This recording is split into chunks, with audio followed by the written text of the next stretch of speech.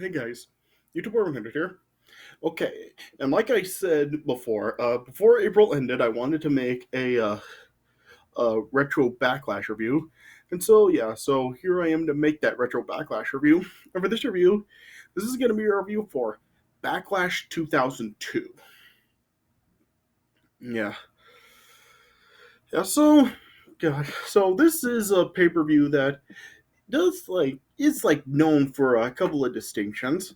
Yeah, for one, this was the uh, last WWF pay per view ever. Ever, yeah. I mean, yeah, this was the last pay per view under the WWF name, not counting the UK pay per views. Yeah, I know technically Insurrection did come after this, and that pay per view was still when it was under the WWF name. But yeah, since that was only a UK pay per view, since it was only for the British, I really don't count it. So yeah, so this is really considered to be the last WWF pay per view, and this was also the first pay per view under the original brand extension. Yeah, this was the first pay per view when Raw and SmackDown had their exclusive brands. So yeah, so this pay per view is also known for that. So it does have those couple of distinctions. Yeah. So yeah. So as far as this show goes, uh, gosh, I mean, I don't know. I mean, this show really is just this really does seem to be all over the place because there's some stuff is good on the show, some stuff is bad on the show. So, yeah, this show really is just a very mixed bag. I mean, you do have some really good matches on the show, but you also have some really terrible ones as well. So, yeah, so this is really just a hard show to really decide on whether it's a good show or a bad show because yeah, this show it really is just all over the place. It's just a very inconsistent show, and yeah, it really is just really hard to decide whether or not this is a good show or a bad show because yeah, like I said, just yeah, it's just so mixed all over the place. So yeah, so I really don't know whether or not I can really give this show a thumbs up or a thumbs down. Now, because yeah, it really is just very hard to decide because it's just such a mixed bag. But yeah, the show of course does have a really awesome moment, which I'm sure if you know the show, you do know what I am talking about. So I guess since it does have a really awesome moment, and since it does have like a couple of really good to great matches, and yeah, and I shouldn't even really say a couple. It does have its share of good matches on the show. So yeah, I guess due to the good stuff that this is on the show, and it does have an awesome moment. I guess the show is at least worth watching once. So yeah, so I don't know. So yeah, so I guess I can say that while I don't really know whether or not to call this a good or bad show, I guess it is at least worth viewing at least once, and you can just watch it and just decide for yourself whether or not you think it's good or bad. Yeah, but for me, yeah, it's just really hard because it's just all over the place. All right, but yeah, so I guess I'll just start talking about the matches on the show. All right, so the show kicked off with the Cruiserweight Championship on the line. It was Billy Kidman defending against Tajiri. And yeah, I think that overall this was a pretty good match right here. Yeah, I think this was kind of when the WWF, yeah, since they were still the WWF at this time, this was when they were really starting to make the really awesome cruiserweight division that we would get on SmackDown for the next couple of years, yeah. And yeah, and this was really an example of that. This was really just a really good match right here.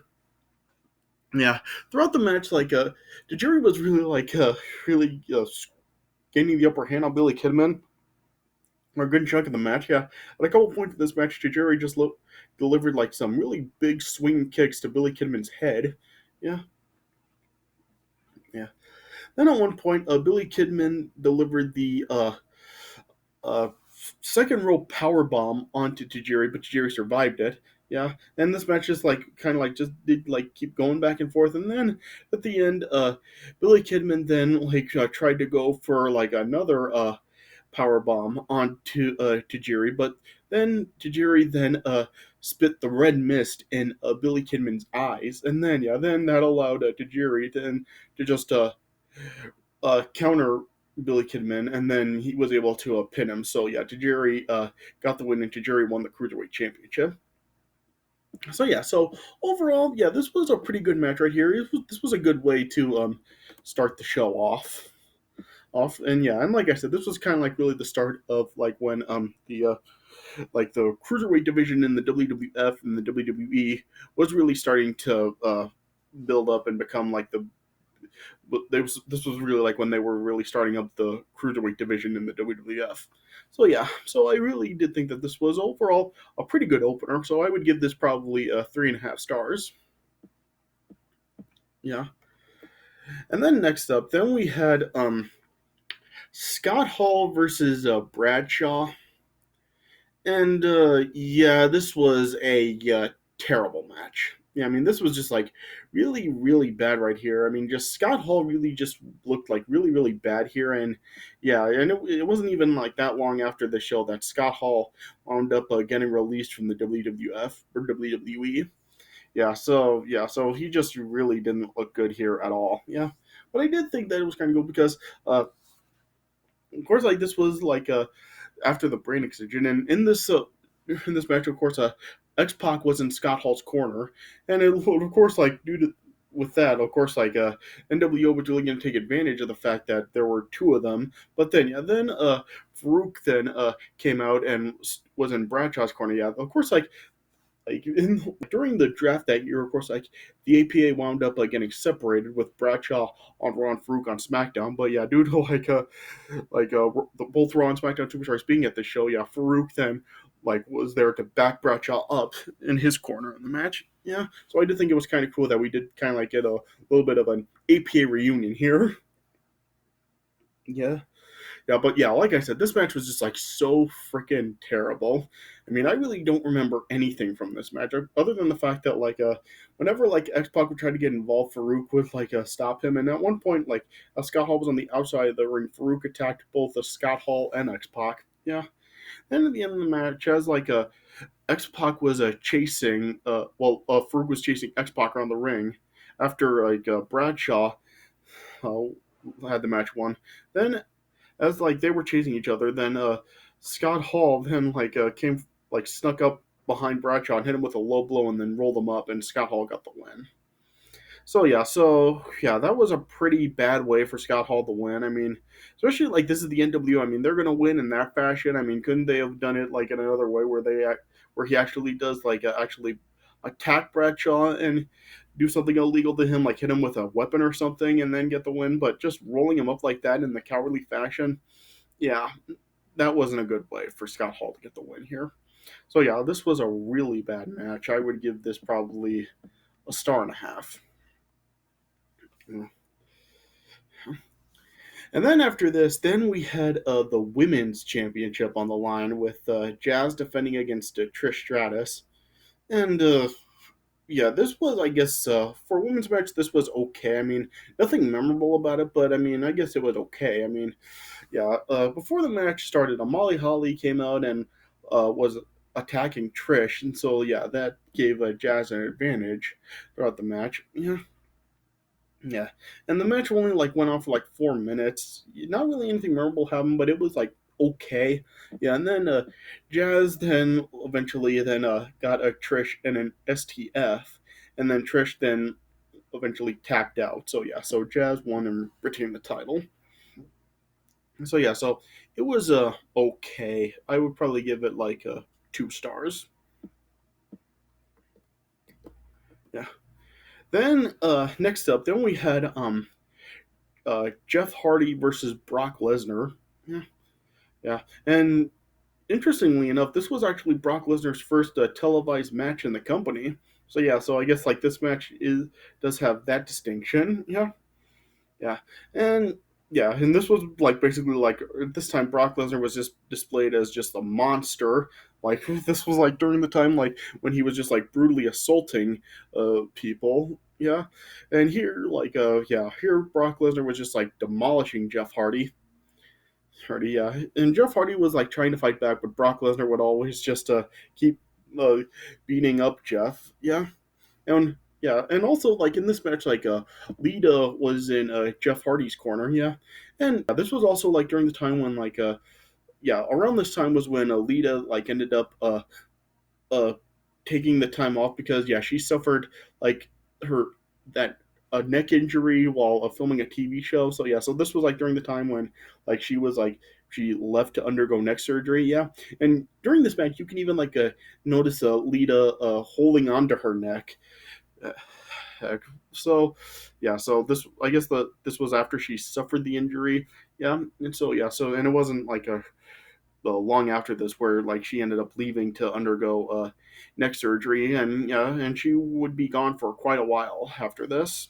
Yeah, yeah, but anyway, yeah, this match was really just Brock Lesnar just being displayed as a beast, and yeah, it was really just a squash, and yeah, then after Brock Lesnar then just like delivered like two or three power bombs to Jeff Hardy, then the referee then just was decided that like Jeff Hardy couldn't continue, and then just stopped the match and awarded the win to Brock Lesnar. So yeah, so Brock Lesnar won by a stoppage here. So I guess this was like a good way to really just display Brock Lesnar as a beast. So yeah, so I guess like that the stoppage wasn't really like a bad way to finish the match. So yeah, so I guess like this was like a, a solid squash. So yeah, so I would probably give that around 2.5 stars.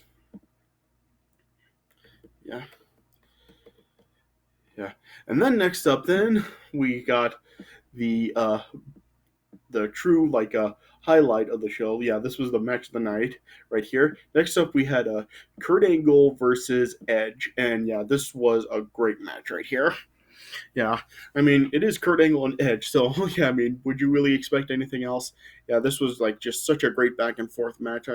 Guys just like continue to battle back and forth with each other. They're like they did like survive like each other's uh, finishing moves, and they countered each other's finishing moves and stuff. Yeah, at one point like Edge hit an execution on Kurt Angle, but Kurt Angle survived it. Then Edge then uh, countered the Angle Slam into a German suplex, and yeah, and it looked like Kurt Angle may have like landed on like the back of his head, and he might have like hurt himself right there. I don't know if like Kurt Angle actually did like suffer any injury from that, but it yeah, it did kind of look like Kurt Angle may have gotten hurt from that. Yeah, yeah.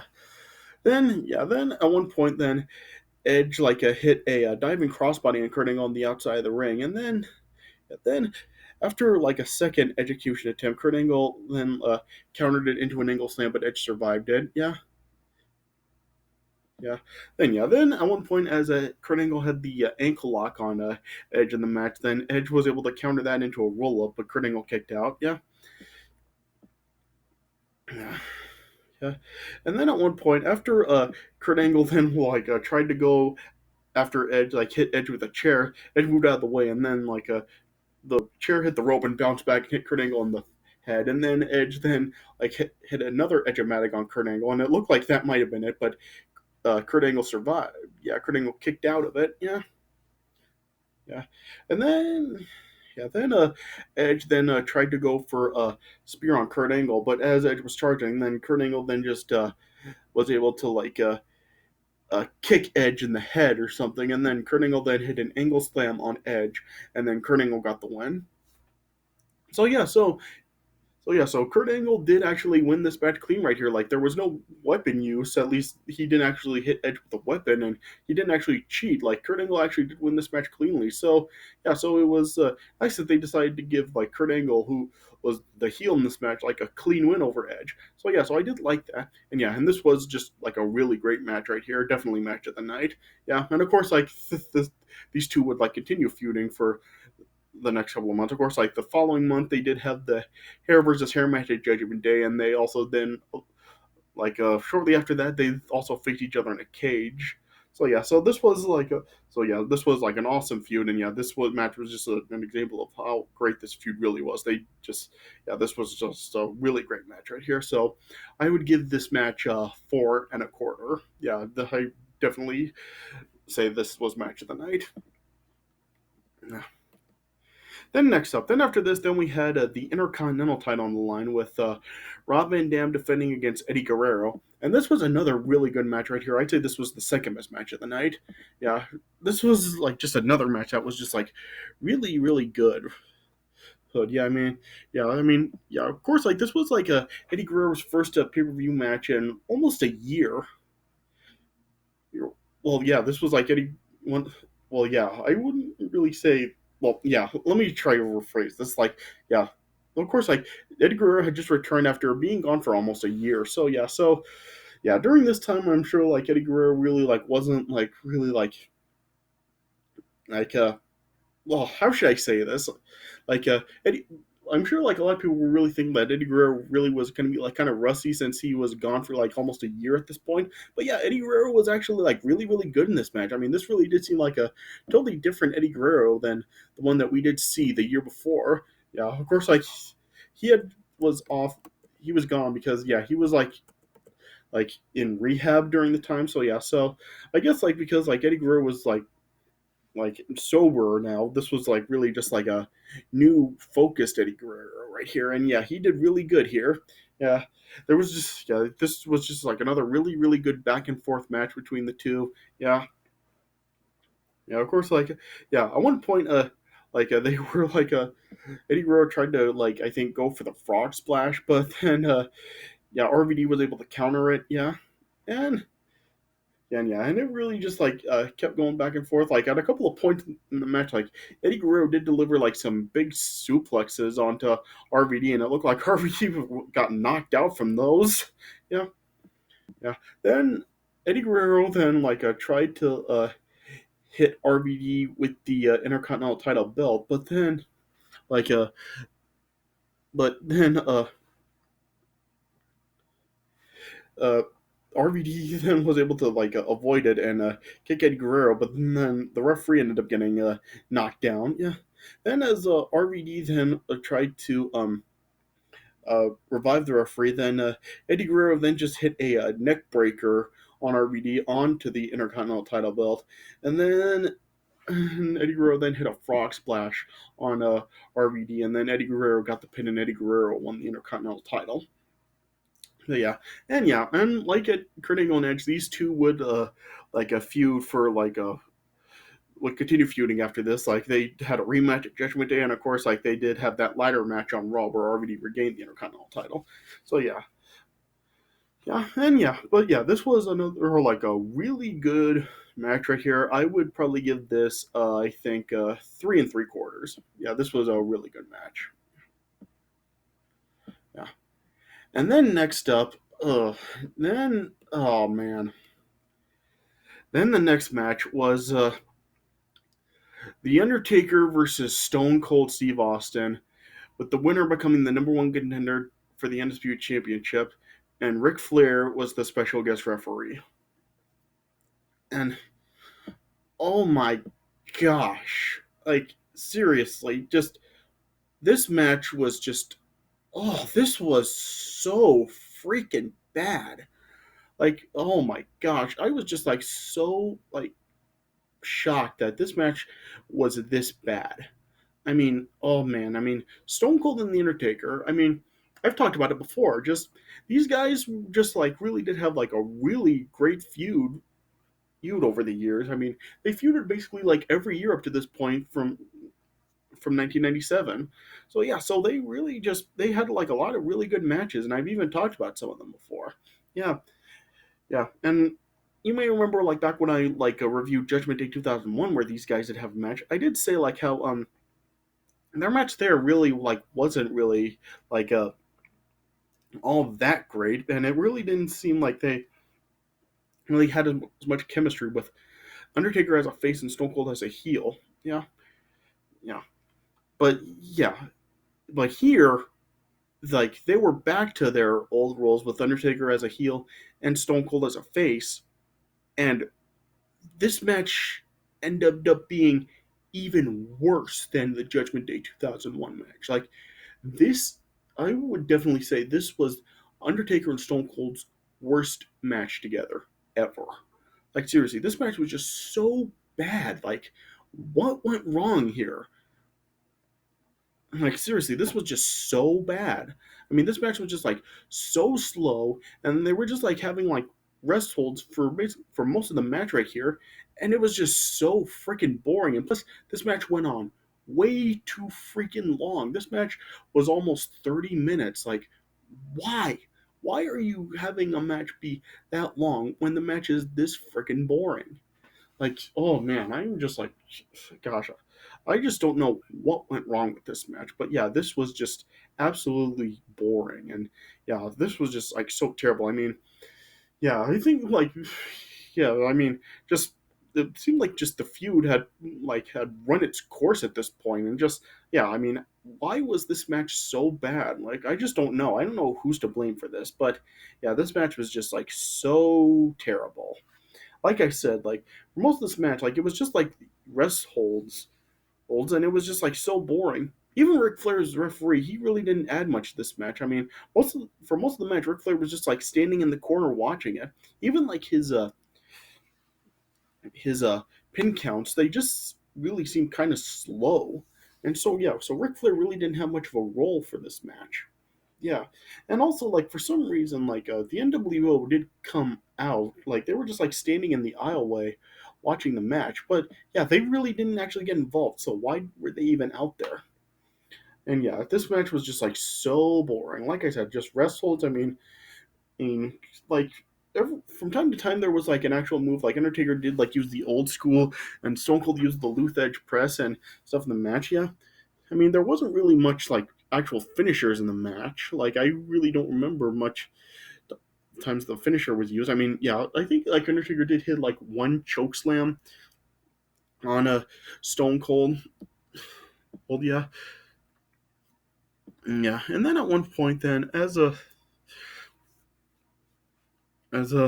like a Rick Stone Cold then did actually hit a stunner on the Undertaker, but Ric Flair ended up like getting knocked out. Yeah, and then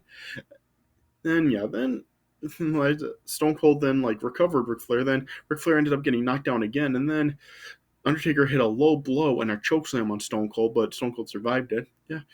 Then the Undertaker then like tried to hit Stone Cold with a chair, but Ric Flair like unarmed Undertaker. And then as Ric Flair like had his back turned, Stone Cold hit Undertaker with a low blow, and then as Undertaker then like as a Stone Cold tried to hit a stunner on Undertaker, Undertaker countered it and knocked down Ric Flair again. Yeah, yeah. Then Undertaker then did hit Stone Cold with a chair, but Stone Cold survived it. And then as Ric Flair then recovered, Stone Cold tried to hit Undertaker with the chair, but Ric Flair stopped him. And then Undertaker then just kicked the chair into Stone Cold's face. Yeah, and then that knocked Stone Cold down. And then Undertaker then and was able to pin Stone Cold, but it was in a controversial style because Stone Cold did get his foot on the rope, but Ric Flair didn't see it. So yeah, so that it was kind of a controversial win. So yeah, Undertaker ended up getting the win. And yeah, yeah, then yeah, but then this also, of course, like was like during the storyline with Stone Cold and Ric Flair, and yeah, and then this would like lead to like the two of them like feuding in the coming weeks, and then yeah, and then yeah, they of course like did like have the stuff with like a Stone Cold facing Ric Flair and Big Show at Judgment Day, and then yeah, then they had a match, but when it then also eventually led to Stone Cold's walkout. So yeah, but yeah, I won't talk about that.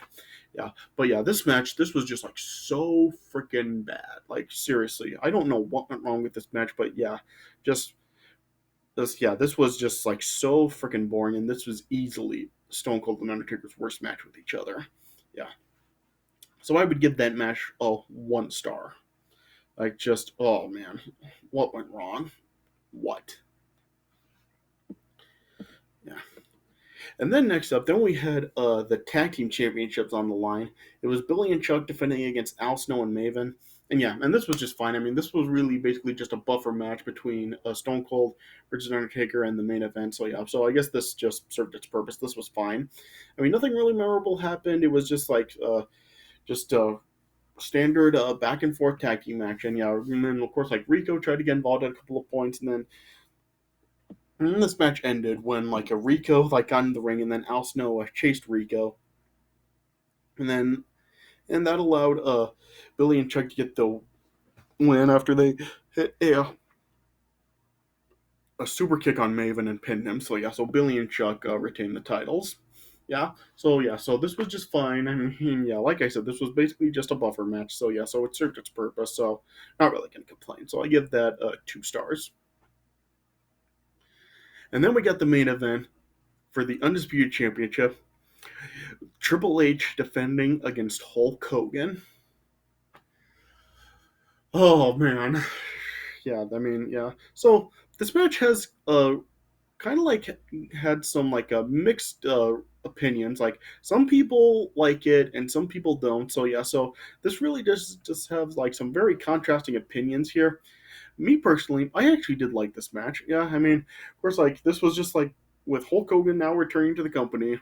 Now, like he of course like completing his comeback, he gets a, a championship match here. Yeah, and then this was also like after WrestleMania, of course, Hulk Hogan did bring back Hulkamania with the red and yellow attire. So yeah, so this was Hulk Hogan's first pay per view back in the WWF with the red and yellow attire. Yeah.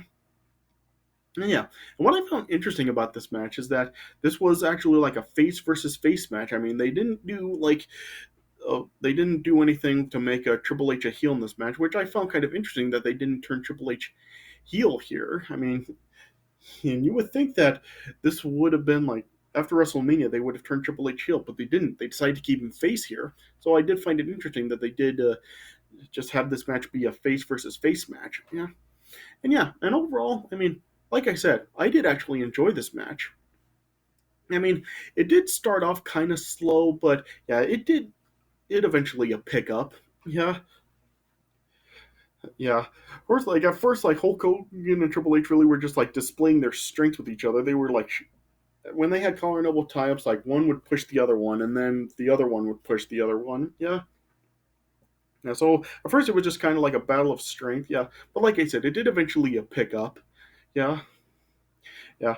One point, relatively early on in the match, Triple H tried to go for the pedigree, but Hulk Hogan countered it. Yeah. Throughout this match, Triple H was really targeting Hulk Hogan's knee in this match. Yeah, yeah. At one point, Triple H did get Hulk Hogan in the figure four, but eventually Hulk Hogan then did reverse it on Triple H. Yeah, yeah, and like I said, this really did like go back and forth. Like there were like some slow spots throughout the match, and like I said, it did start off slow, but like I said, it picked up, and yeah, and and there were like other slow parts, but yeah, then it did like pick up some more. Yeah, yeah. Eventually, Triple H then had Hulk Hogan in a sleeper hold, but yeah, then Hulk Hogan was able to eventually fight out of it, and then yeah, then when it looked like Hulk Hogan was going to win the match after hitting Triple H with a big boot and a leg drop. Then Chris Jericho then came out, and then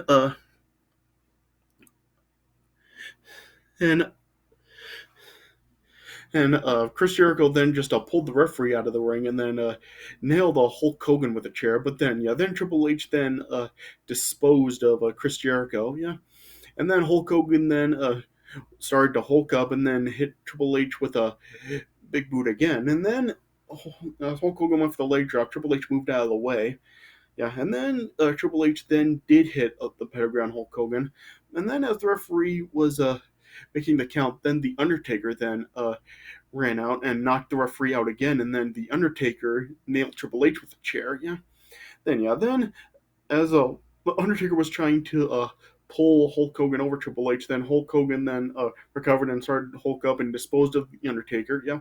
Then Hulk Hogan then hit the leg drop on Triple H, and then Hulk Hogan got the pin, and Hulk Hogan won the Undisputed Championship.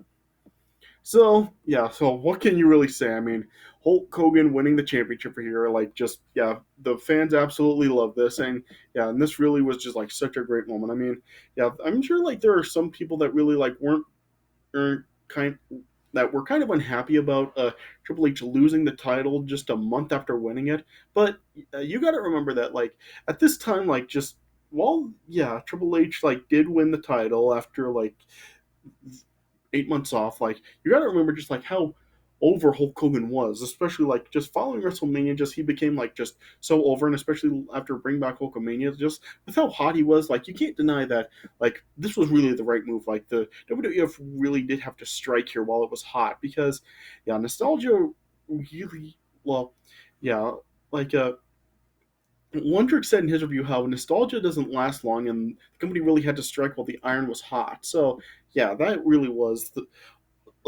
like what they had to do. So yeah, yeah, and plus yeah, like I said, just this really did complete Hulk Hogan's comeback to the WWF. After being gone for like 9 years, he comes back and he does become the champion. And yeah, the fans absolutely loved it. And especially like with me, like at the time of this pay per view, I was 8 years old. So yeah, so I wasn't even actually alive during Hulk Hogan's original run with the WWF. Yeah, so yeah, so just this kind of also does I kind of do hold this in good regard because like just I did actually get to witness Hulk Hogan actually winning the WWF Championship. So yeah, so I just really did love that when I was a kid, and I still do love it to this day. And I really just cannot really deny that this really was the right way to go. Just yeah, they did make the right decision having Hulk Hogan win this match and win the title. Yeah. So yeah. So yeah, and of course, like after the match, like they did kind of like try to like play off what happened at the WrestleMania 18 post match segment with Hulk Hogan and Rocky, with Triple H reaching out to Hulk Hogan for a handshake, and yeah, Hulk Hogan and responded and shook Triple H's hand. Yeah, so yeah, so like I said, this match just kind of like have some contrasting opinions, but overall, I did like this match. But even if people didn't like the match, it didn't really matter because yeah, Hulk Hogan winning the match was still just a great moment. So yeah, so I give this match 3 3/4, a 3 1/4, not 3 3/4, just 3 1/4. Yeah, yeah. So overall with the show, oh gosh, I mean, I guess I would probably give it a 6.75 out of 10. Like I said, just it really is just a mixed bag of good and bad matches throughout the show. But yeah, it does have like some really good matches with the Cruiserweight Championship match, Kurt Angle versus Edge, and RVD versus Eddie Guerrero. And yeah, and even like with Hulk Hogan and Triple H, and plus Hulk Hogan winning was just like such a great moment. Yeah, so I guess due to those factors, I guess this show is at least worth watching at least once, like I said. So just check it out and just draw your own conclusion because yeah, I can really see people really going either way with this, saying it was a good show or a bad show. So yeah, so all I can really say is just check it out and draw your own conclusion. All right. So yeah. So I guess that's all I can really say about it. All right. So this is it for my review of Backlash 2002. So I hope you guys did enjoy this review. Yeah. And coming up next, like I told you guys before, with the release of Doctor Strange and the Multiverse of Madness approaching, and I decided that like since WandaVision is the series that is connected with the movie, I told you guys before how I would be re- talking about all these Disney Plus series when the movie they're each one is connected to is approaching. So yeah, so for my next video, I will be talking about WandaVision. I will be giving my thoughts on the series. Yeah, I'm starting to watch it right now. I've watched the first episode, and yeah, and throughout the week, I'll just like continue watching it, and yeah, and I'll probably make the video like giving my thoughts on the series. It'll probably be like probably on a Friday when I do make the video giving my thoughts on the series. Yeah, so stay tuned for my thoughts on WandaVision coming up. All right. Yeah, but I hope you guys enjoyed this review. So thanks for watching, and I'll see you guys later.